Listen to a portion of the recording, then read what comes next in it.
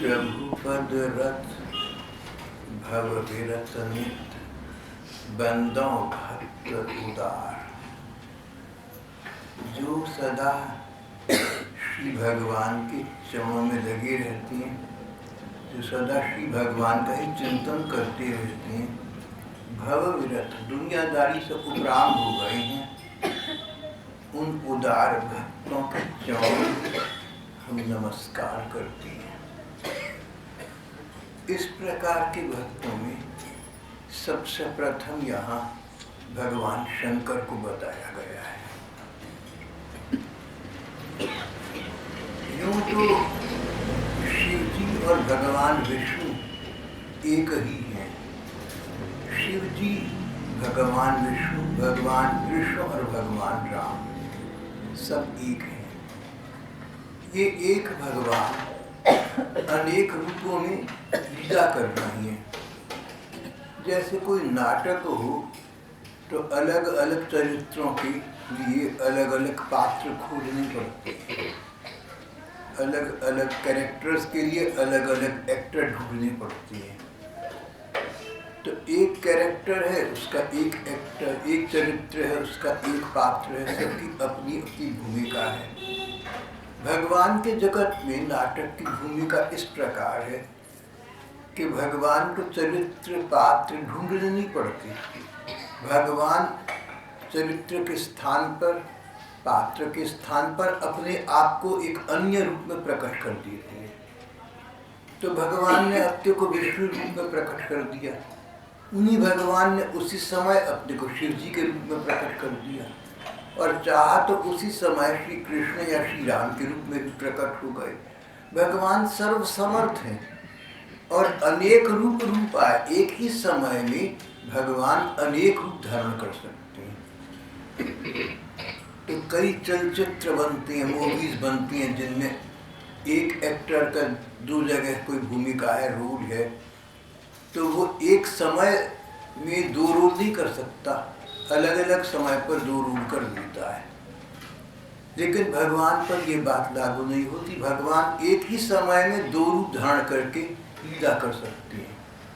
भगवान एक रूप धारण करें, भगवान दूसरा रूप धारण करें, दोनों रूप आमने सामने आ जाएं, दोनों रूप एक दूसरे से बातचीत करें, ऐसा हो सकता है। इसके लिए भगवान को किसी ट्रिक की आवश्यकता नहीं है। जैसे कहीं कहीं चलचित्रों में एक ही पात्र को दूसरे चरित्र के साथ दिखा देते हैं। ये तो टेक्निक हो गया, ये तो तरीका निकाला उन्होंने, सचमुच से ऐसा नहीं है। लेकिन भगवान के जगत में भगवान तो सब कुछ कर सकते हैं, असंभव को संभव कर सकते हैं। उनके लिए ये बहुत छोटी बात है कि दो रूपों में प्रकट हो जाए एक ही समय में, और एक रूप दूसरे रूप से मिले और बातचीत करे। तत्वतः दोनों एक ही हैं। संसार में प्रकार प्रकार के लोग हैं, विभिन्न प्रकार की सृष्टि है, सबके स्वभाव अलग, सबके चरित्र अलग, सबके मन की विचारधारा अलग, सबका व्यक्तित्व अलग। अलग अलग लोगों के अलग अलग स्वभाव हैं। इसलिए भगवान अपने को अनेक रूपों में प्रकाशित करते हैं, जिसको जो रूप आकर्षित कर सके, जो जिस रूप में लग सके उस रूप में लग जाए। बात एक ही है। जिन लोगों का स्वभाव ऐसा है कि शिव जी का स्वभाव पसंद आता है, वो शिव जी में लग जाए। जिनका स्वभाव ऐसा कि भगवान विष्णु में लगे, वो भगवान विष्णु में लग जाए। जिनका स्वभाव ऐसा कि कृष्ण में लगे, वो श्री कृष्ण में लग जाए। इस प्रकार से। लेकिन चाहे तो श्री कृष्ण में लगे, राम जी में लगे, विष्णु भगवान में लगे, शिव जी में लगे, बात एक ही है। लगे एक ही तत्व में है। उन्हीं भगवान ने ये अनेक रूप धारण किए। भगवान लीला के लिए, भगवान नाटक को आगे बढ़ाने के लिए एक ही समय में अनेक रूप धारण कर देते हैं। इसको उनकी लीला कहा गया है, इसको उनका खेल कहा गया है, इसको उनका नाटक कह सकते हैं। जब संसार का आरंभ हुआ, उससे पहले भी भगवान शंकर थे। भले ही अलग न रहे, उस समय वो विष्णु तत्व में विलीन थे। तो जैसे दो कलाकार अलग अलग हैं, जब मंचन हुआ, अभिनय हुआ, नाटक आरंभ हुआ, दोनों मंच पर आ गए।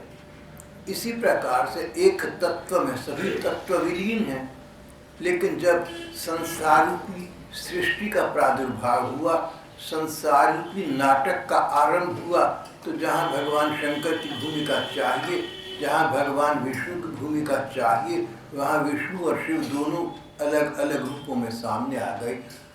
वास्तव में एक ही है।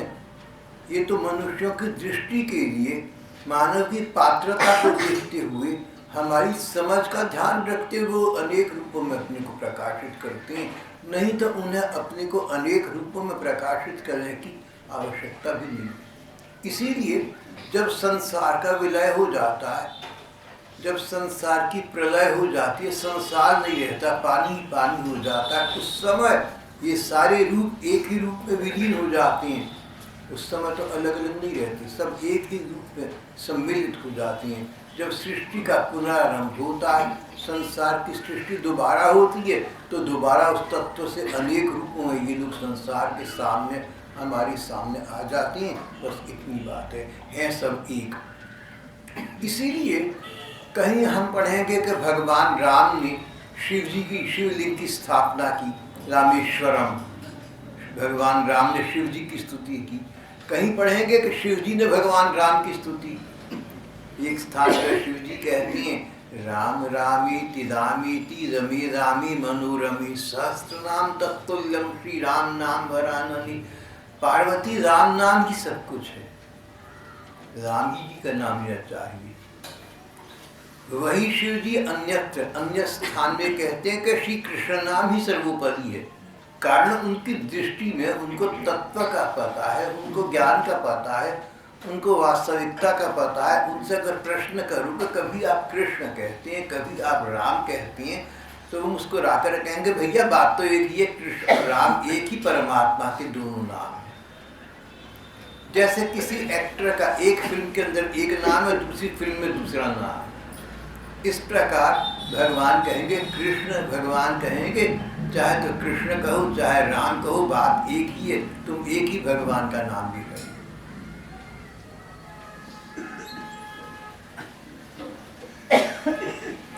भगवान शंकर का फिर अलग से प्रादुर्भाव क्यों होता है? जब सब एक हैं तो शिव जी अलग रूप से प्रकाशित क्यों होते हैं? उसकी क्या आवश्यकता है? उसकी आवश्यकता हमारे धर्म ग्रंथों ने उसका कारण बतलाया है, उसका वजह बताइए। संसार में प्रकार प्रकार के लोग हैं, और कुछ सौभाग्यशाली लोग ऐसे हैं जो भगवान के भक्ति मार्ग पर लग जाते हैं। भक्ति मार्ग, भगवान में मन लगाना। भगवान अच्छे हैं, भगवान अपनी हैं, भगवान सबसे सुंदर है, उन भगवान को पाने का प्रयत्न करना चाहिए। जिनके मन में ये बात बैठ जाए उन्हें भक्त कहती हैं, ये भक्ति मार्ग है। ऐसे लोगों को दिशा दर्शन की आवश्यकता है, पथ प्रदर्शन की आवश्यकता है, गाइडेंस। कोई रास्ता उन्हें पता लगे, कैसे चले, किस रास्ते पर चले जो भगवान मिल जाए। तो इसके लिए भक्ति के 12 आचार्य माने गए हैं। आचार्य जो अपने आचरण के द्वारा करके दिखाएं कि क्या करना चाहिए, सिर्फ उपदेश न दे, वाणी से करनी में करके दिखाएं, उनको आचार्य कहती थी।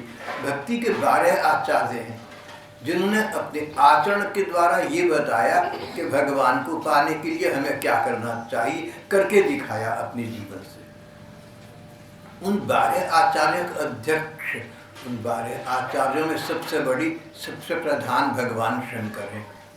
भगवान शंकर वैसे तो भगवान विष्णु, भगवान एक ही हैं, अलग इसलिए प्रकाशित होते हैं कि संसार के जीवों को भगवान में भक्ति, भगवान की भक्ति में लगाने के लिए मार्ग दिखा सके।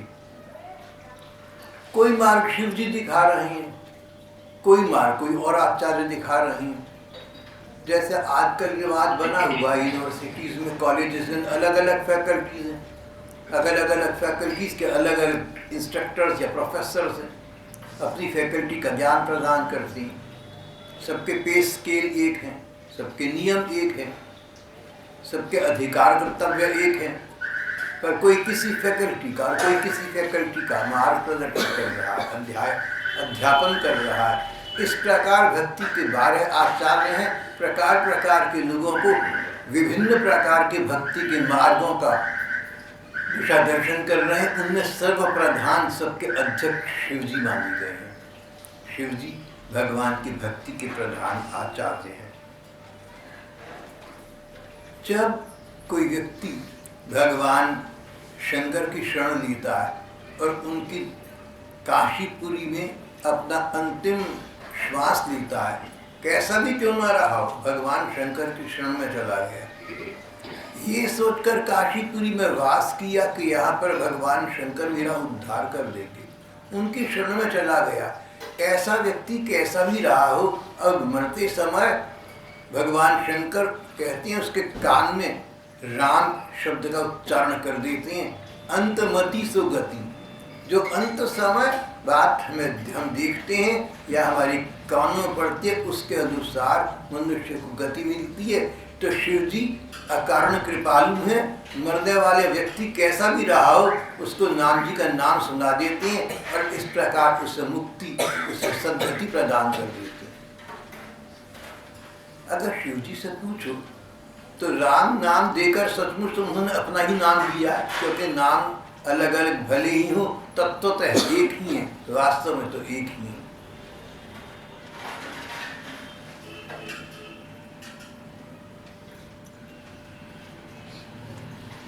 एक बात की कथा है, प्रसिद्ध है, सभी ने सुनी है। देवताओं और राक्षसों ने मिलकर समुद्र का मंथन किया। ये समुद्र हमारे वाला समुद्र नहीं जो इस पृथ्वी पर है, ये स्वर्ग का समुद्र है। एक बार देवताओं ने और दैत्यों ने स्वर्ग में अपने महासागर का मंथन किया, उसको बथा तो कई चीजें बाहर निकली। जैसे दही को मंथन करें तो बाहर मक्खन निकलता है, इस प्रकार सागर का मंथन किया तो अनेक बार तत्व बाहर निकले, लेकिन सबसे प्रधान तत्व जो निकला वो विष था, कालकूट विष, पोटेशियम साइनाइड, जिसे हम अपनी भाषा में मानी कह दें। कालकूट विष निकला। कहते हैं कालकूट विष के निकलने से हवा जो उसको स्पर्श करके आगे जा रही थी उससे ही प्राणी प्राणहीन हो रहे थे। इतना वो कालकूट था, इतना भयंकर विष था। भगवान शंकर ने उस कालकूट विष को भगवान का नाम लेकर पान कर लिया, नाम की महिमा स्थापित की। भगवान के नाम की बड़ी महिमा है। राम कहो, कृष्ण कहो, शिव कहो, विष्णु कहो, लेकिन जो व्यक्ति भगवान का नाम लेता है उसको सब प्रकार से त्राण प्राप्त हो जाता है, उसकी सब भयों से मुक्ति हो जाती है। विश्वास की आवश्यकता है। अगर विश्वास राम नाम में न हो तो राम नाम फिर भी लेना चाहिए, क्योंकि फिर भी राम नाम लेते लेते विश्वास उत्पन्न हो जाता है। कई भाई कहते हैं कि जब नाम में विश्वास नहीं है और तोते की तरह नाम लिया तो क्या फायदा। इसका फायदा ये कि नाम लेते लेते चाहे मन में नाम ना हो, केवल मुंह से नाम लिया, नाम का ऐसा प्रभाव पड़ेगा कि नाम पर विश्वास होगा, आरंभ हो जाएगा। शिव जी को तो भगवान नाम पर पूरा विश्वास है। उन्होंने संसार को नाम जप की महिमा बतलाने के लिए हलाहल पान करने से पहले, कालकूट विष पान करने से पहले भगवान का नाम लिया, राम, श्री राम, और विष का पान कर लिया। कहती है वो विष कंठ तक रह गया, नीचे नहीं जा सका। यूं ये भी एक लीला है। अगर वो विष भगवान शंकर के पेट में चला जाता तो भी कुछ ना होता, क्योंकि शिव जी तो भगवान हैं, विष उनका क्या कर सकता है। शिव जी तो काल के काल हैं, भय उनसे भय खाता है। लेकिन लीला के लिए, नाटक के लिए, जैसे कोई एक्टर अभी आपसे कहा किसी फिल्म के अंदर एक्टिंग करता हो, 10 काम कर देता है, इस प्रकार से भगवान शंकर ने संसार की इस नाटक में संसार के जीवों को भगवान के नाम की महिमा बतलाने के लिए उनका नाम लिया और कहा, देखो भगवान का मैंने नाम लिया तो ये विष मेरे उदर में न जा सका, मेरे कंठस्थ हो गया, मेरे कंठ में स्थिर हो गया, भगवान नीलकंठ कहलाने लगे।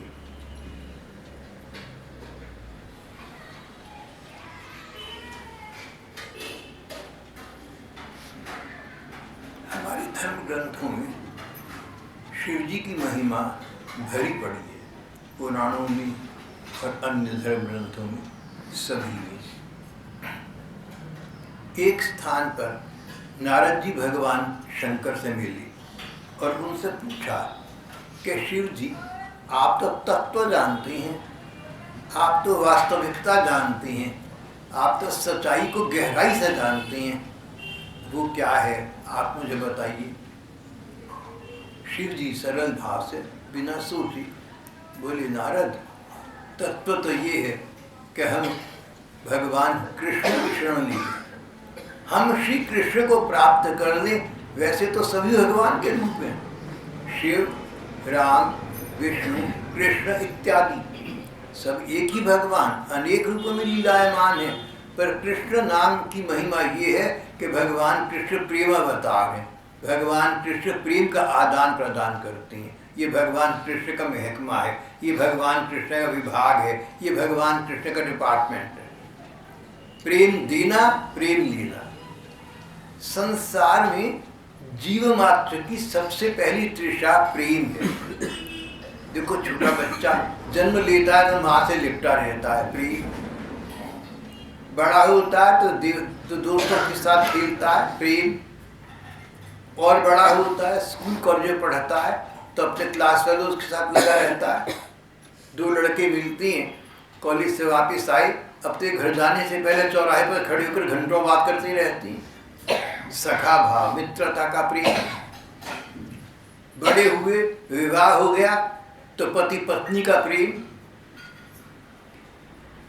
छोटे बच्चे हुए तो उनसे और अधिक प्रेम। मानव मन में प्रेम प्रदान करने की और प्रेम प्राप्त करने की इच्छा बनी रहती है। सामान्य मानव का ये स्वभाव है। तो भगवान से प्रेम प्राप्त हो जाए तो संसार का हमारा जन्म जन्म का आवागमन समाप्त हो जाए। संसार में हम प्रेम चाहते हैं, लेकिन संसार में न तो छोटे लाडले को जो माँ से प्रेम मिलता है वो अंतिम होता है, उसके बाद उसकी इच्छा मित्रता करने की हो जाती है, वहाँ भी स्थायी नहीं रहता, अंततः विवाह हो जाता है। सोचते हैं कि पति पत्नी का प्रेम अंतिम है, ऐसा भी नहीं होता। संसार में कहीं से प्रेम प्राप्त हो जाए, लेकिन जो प्रेम की प्यास है उसका अंत नहीं होता, उसकी तृप्ति नहीं होती।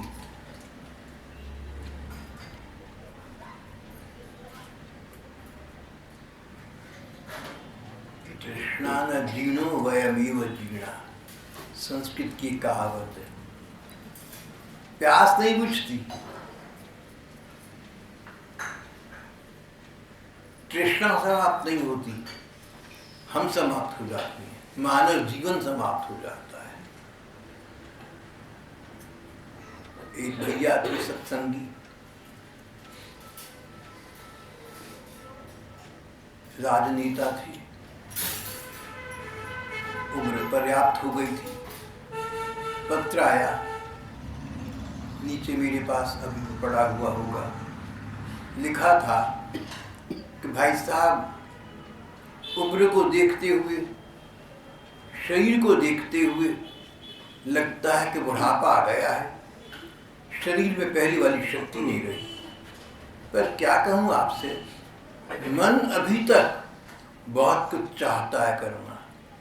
विचित्र बात है, मन तो बहुत कुछ चाहता है, दिल तो बहुत कुछ चाहता है, लेकिन शरीर साथ नहीं देता। बहुत अरमान है जो पूरे करना चाहता हूँ। उसके बाद गुरु पूर्णिमा पर जब भैया यहाँ आए, भगवान की लीला, उसके कुछ समय के पश्चात उनका शरीर शांत हो गया। जो किसी समय भारतीय लोकसभा के उपाध्यक्ष थे, सभा में जाने पर सारी संसद के सदस्य उठकर खड़े हो जाए, मंत्रियों समेत, जो किसी समय उत्तर प्रदेश और उड़ीसा के राज्यपाल थे, मुख्यमंत्री को देखकर खड़े हो जाएं।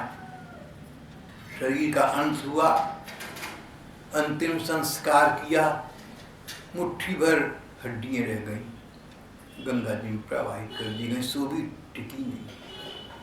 हर एक मनुष्य का यही अंत है। प्यार की प्यास का अंत नहीं होता, शरीर का अंत हो जाता है। हमारी जवाहरलाल नेहरू थी, जिस दिन उनका शरीर समाप्त हुआ, मुझे ये बात याद है कि समाचार पत्रों में जो समाचार छपा, सबसे पहले पृष्ठ पर सबसे पहला समाचार वो था, The man who was once Jawaharlal Nehru is now a handful of bones. जो व्यक्ति कभी जवाहरलाल नेहरू कहलाया करता था, यानी दुनिया भर में छाया हुआ था, हड्डियों का एक ढेर है, हड्डियों की पुड़िया है। The man who was once Jawaharlal Nehru is a handful of bones. सभी का यही अंत है। तृष्णा न जीवनो वयम एव जीवना। हमारी इच्छाएं समाप्त नहीं होती, हम समाप्त हो जाते हैं। इच्छाओं में सर्वप्रधान इच्छा कौन सी है? इच्छाएं तो अनेक हैं। सबसे बड़ी इच्छा है प्यार लेने और देने की। किसी को हम प्यार करें, वो हमें प्यार करे, प्रेम की पिपासा। संसार में किसी भी संबंध से प्रेम की पिपासा शांत नहीं होती। प्रेम की पिपासा शांत करने का एकमात्र उपाय भगवान से प्रेम प्राप्त करना है। भगवान प्रेम प्रदान भी करते हैं और भी भगवान प्रेम प्राप्त भी करते हैं। भगवान छोटे से छोटे जीव के प्रेम का महत्व जानते हैं। कोई उल्लू पाजी हो और ऐसे संस्कार हो कि भगवान को प्रेम करे, तो भगवान उस उल्लू पाजी को प्रेम करने लगेंगे। देखो, जटायु गीध था, गीध जटायु, ऐसे संस्कार थे कि भगवान राम को प्यार करता था। भगवान ने ऐसा नाटक करा कि जब उस गीध के मरने का समय आया, जटायु की मृत्यु का समय आया, तो भगवान राम वहां पहुंच गए और जटायु के मरने पर उसके अंतिम संस्कार राम जी ने अपने हाथ से ऐसे किए जैसे अपने पिता की करते हैं। रामायण में वृत्तांत आप लोगों ने पढ़ा होगा। जब पशु पक्षियों के साथ भगवान प्रेम का नाता निभाते हैं, तो मनुष्यों के साथ निभाएं तो कौन सा आश्चर्य है। किम पुनर्ब्राह्मणा पुण्या भक्ता राजर्षयस्तथा। तो जो मनुष्य शुरू में ही भगवान के भक्ति भाव में लग गए, उनके नाम का जप करते हैं, उनके रूप का ध्यान करते हैं इत्यादि, उनका भगवान ध्यान स्वयं रखें, इसमें कौन सा आश्चर्य है। भगवान के प्रति भक्ति भाव में लग जाना ही मनुष्य के स्वभाव की, मनुष्य के समझ की पराकाष्ठा है। शिव जी ने ये बताया कि इन भगवान में कैसे लगना चाहिए। उन्होंने कहा कि 2 मंत्र हैं, एक में 16 अक्षर हैं, दूसरे में 10 अक्षर हैं। इन दोनों का नाम है मंत्र चिंतामणि। मंत्र चिंतामणि 2 मंत्र हैं, कोई सा एक मंत्र ग्रहण कर दो, भगवान के प्रेम की प्राप्ति कराने में समर्थ है। पहला है 16 अक्षर का मंत्र, गोपी जन वल्लभ चरणान शरणम प्रपद्ये।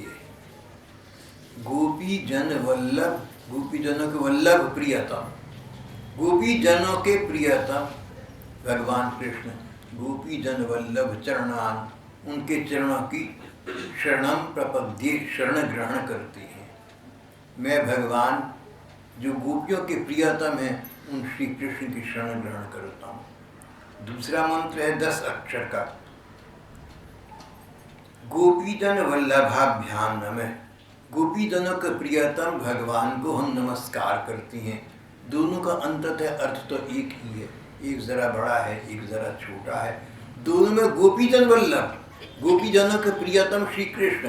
गोपीजनों का नाम क्यों लिया? क्योंकि गोपियाँ श्री कृष्ण के प्रेम को प्राप्त कर चुकी थी। गोपियाँ भगवान के प्रेम की पराकाष्ठा है। भगवान से प्रेम प्राप्त करना, भगवान को प्रेम अर्पित करना, दोनों की पराकाष्ठा, दोनों के सर्वोच्च उदाहरण गोपिकाएं हैं। इसलिए श्री जी ने दोनों मंत्रों में गोपिकाओं का नाम लिया।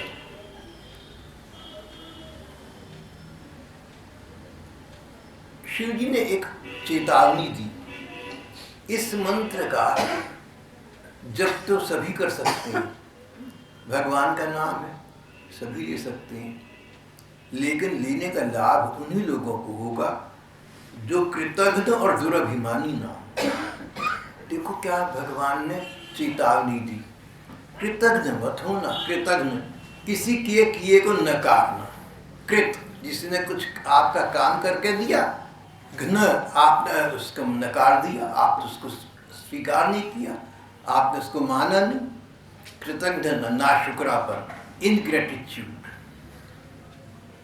नाशुक्रापन, कृतज्ञता बहुत बड़ा पाप है, बहुत बड़ा कष्ट का कारण है। भागवत में लिखा है कि उद्धव जी ने भगवान कृष्ण से कहा कि श्री कृष्ण, व्यक्ति सब कुछ सहन कर लेता है, अपमान, दुर्गति, कष्ट, लेकिन कृतज्ञता सहन नहीं कर पाता।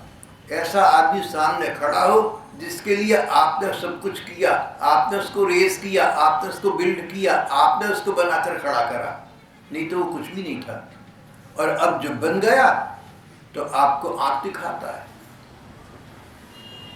बन गया तो आपके सामने ऐसे बनकर आया मानो मैं पहले से स्वयं बना हूं, तुम मेरे सामने क्या चीज हो, तुमने तो कुछ भी नहीं किया। और अगर उस समय आप कहते भैया देख मैंने तेरे लिए ये किया और तू सब भूल गया, अच्छा बोला एहसान किया तो जताते भी हो, अजी जो एहसान करते जताया नहीं करते। ऐसे व्यक्ति से आप क्या बात करेंगे, मन दुख पाएगा, वापिस आ जाएंगे। उद्धव जी ने भगवान कृष्ण से कहा कि नाशुक्रिया की तो शक्ल देखकर दिल कितना दुखी होता है कि सहन नहीं होता, इसका क्या उपाय है। यही बात आज से 500 वर्ष पहले अंग्रेजी के सबसे बड़े काव्यकार विलियम शेक्सपियर ने अपने नाटकों में कही। Blow, blow thy winter wind, माया को याद है। Blow, blow thou winter wind, thou art not so unkind as man's ingratitude। बर्फीली हवाओं, सर्दी के मौसम में तुम इतना नहीं चुभती हो जितना नाशुक्र आदमी सामने आ जाए तो वो चुभता है।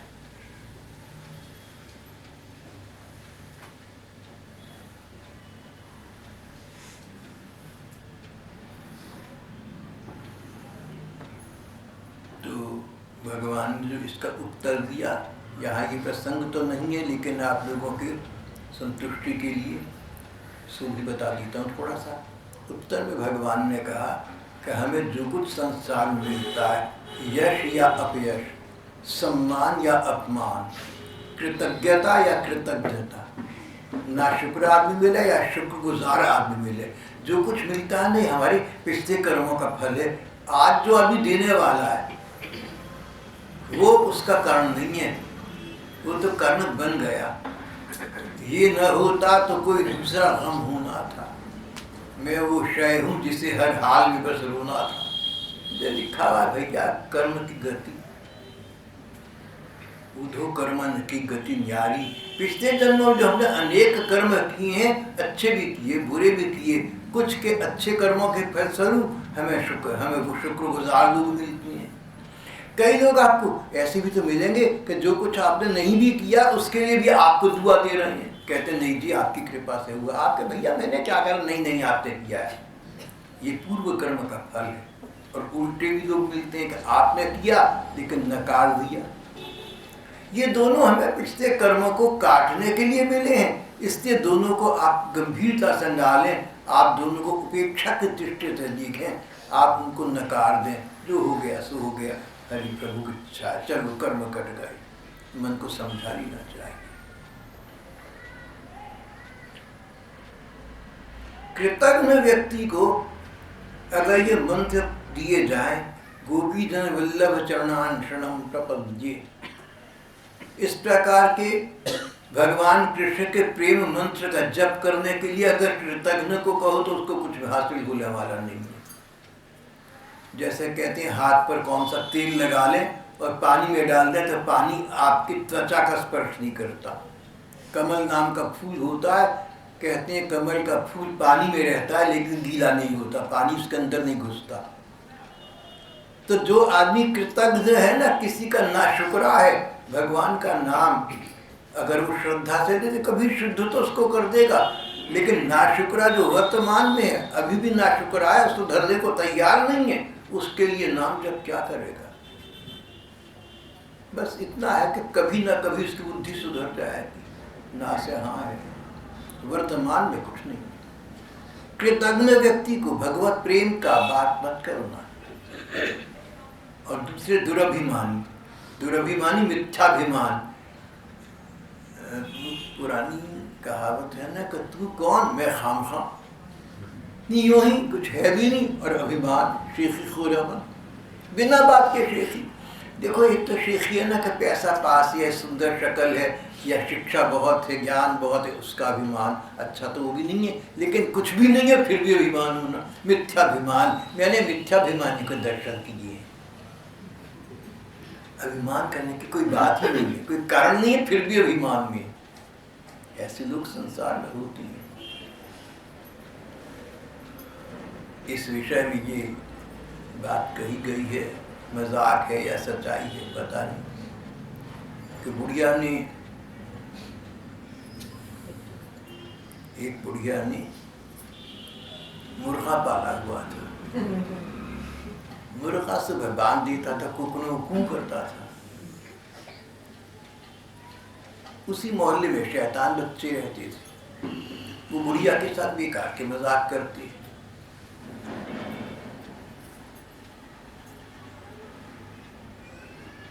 भागो बच्चों, आफत आई। बुढ़िया को देखकर कहते, बच्चों का शैतानी करो। बुढ़िया ने डांटा, फटकारा, मानी नहीं। एक दिन बुढ़िया को उठ के, देखो बच्चों, अगर तुम नहीं मानोगे ना तो मैं अपने मुर्गे को लेकर दूसरे गांव में चली जाऊंगी। न मुर्गा बांग देगा, न सूरज निकलेगा, तुम पढ़ाई कैसे करोगे। शायद ये बुढ़िया भोली सीधी होगी, क्या समझती थी कि मुर्गा बांग देता है तो सूरज निकलता है। लेकिन ये एक मिथ्याभिमान का उदाहरण है।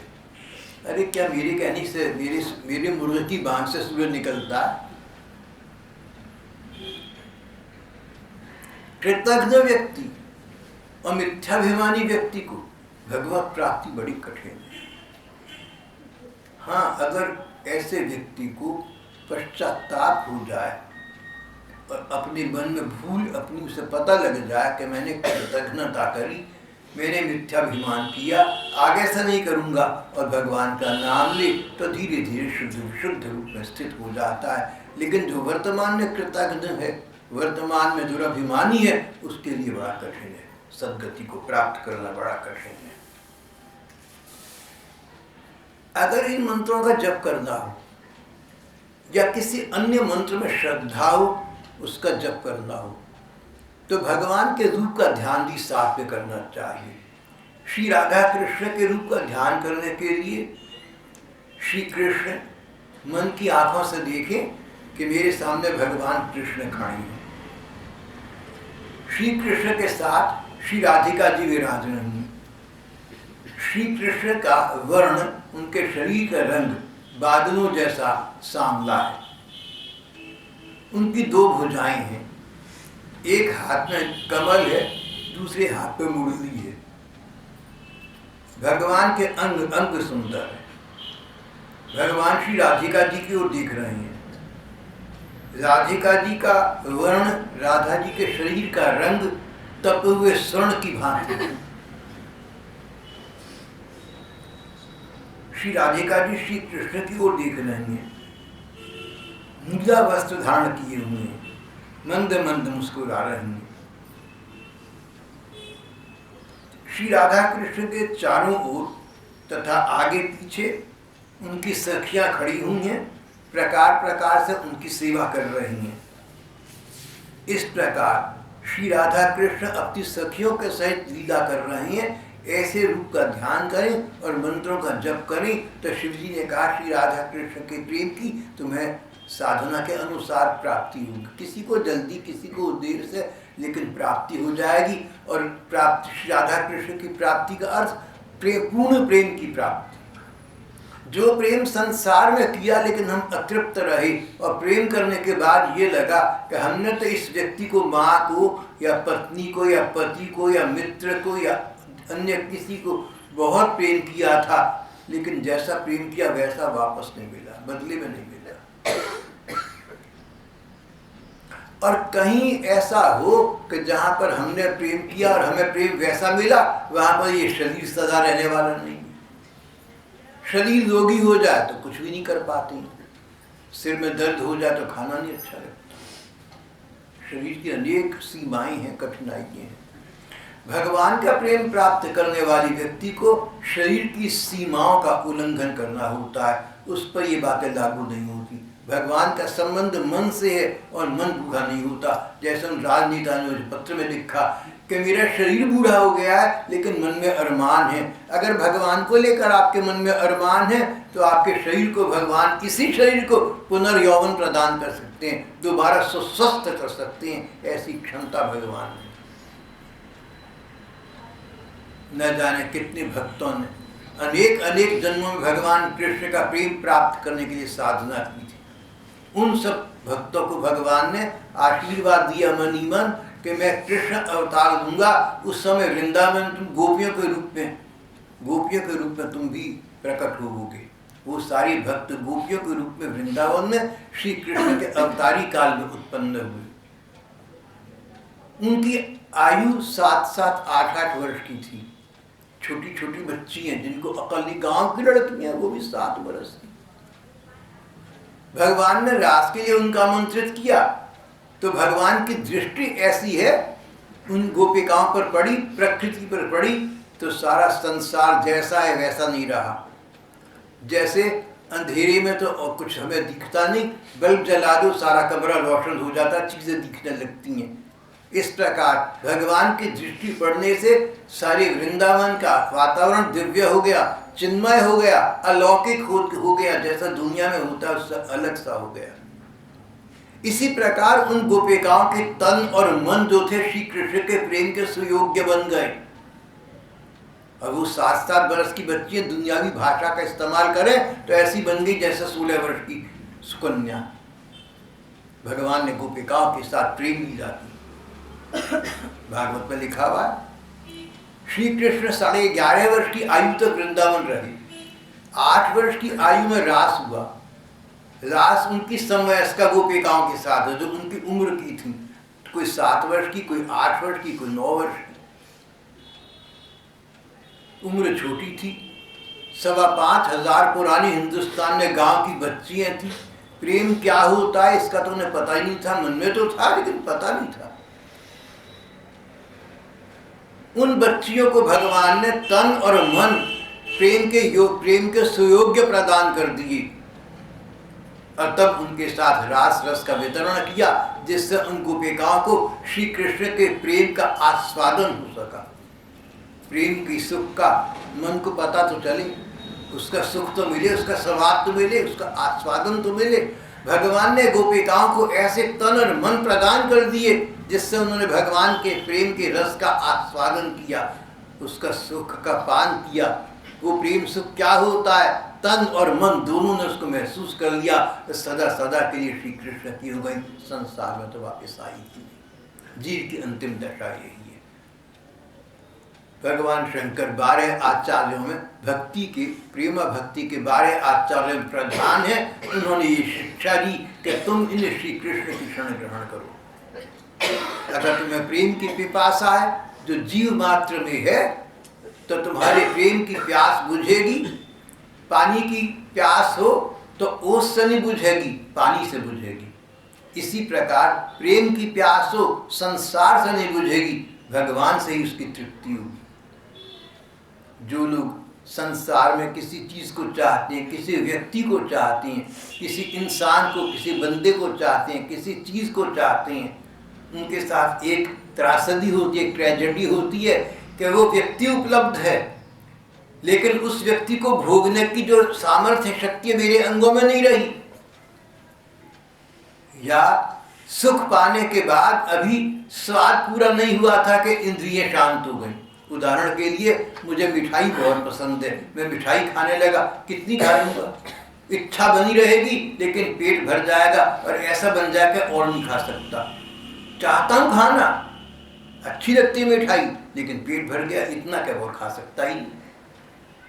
शरीर की सीमाएं हैं, भगवत प्रेम में इस प्रकार की सीमाएं नहीं हुआ करती।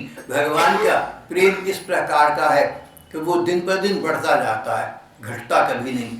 और तन और मन में भगवान के प्रेम का आस्वादन करने की, भगवान के प्रेम का रस लेने की जो इच्छा शक्ति है और शारीरिक शक्ति दोनों बढ़ती जाती हैं। इसीलिए कहा गया है धर्म ग्रंथों में, दिने दिने नवम नवम प्रतिक्षणम वर्धमानम। प्रत्येक सुबह को जब सोकर उठेंगे ना, तो आपके शरीर में प्रेम करने की शक्ति बढ़ चुकी होगी। प्रत्येक प्रेम लीला के बाद और अधिक प्रेम करने की सामर्थ्य शक्ति बढ़ चुकी होगी। संसार में ऐसा नहीं होता। एक नायक एक नायिका से लिपट जाता है, उसको बहुत सुख मिलता है। कब तक लिपटा रहेगा? आखिर भूख लगेगी, प्यास लगेगी, थकान होगी। लिपटने में जो सुख है नायिका का, वो तो उसके मन में अभी अधूरा रहा, लेकिन शरीर तृप्त हो गया, शरीर धोखा दे गया। भगवान के प्रेम में ऐसा नहीं होता। भगवान जिसको लिपटाने, जो भगवान से लिपट जाए,